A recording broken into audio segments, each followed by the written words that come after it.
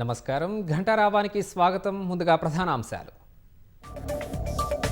పూర్తి స్థాయి నీటి మట్టానికి చేరిన హిమాయత్ సాగర్ 4 గేట్లు ఎత్తి దిగువకు నీటి విడుదల.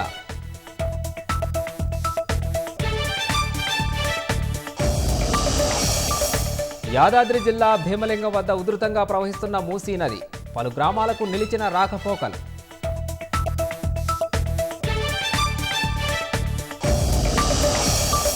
నేడు సిట్ ముందుకు హాజరు కానున్న బండి సంజయ్. ఫోన్ ట్యాపింగ్ కేసులో వాంగ్మూలం ఇవ్వనున్న కేంద్ర మంత్రి.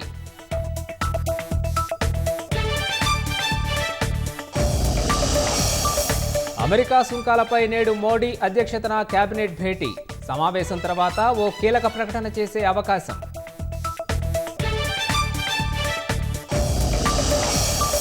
ట్రంప్ టారిఫ్ల ప్రభావంతో స్టాక్ మార్కెట్లు కుదేలు. 600 పాయింట్లకు పైగా నష్టాల్లో సెన్సెక్స్.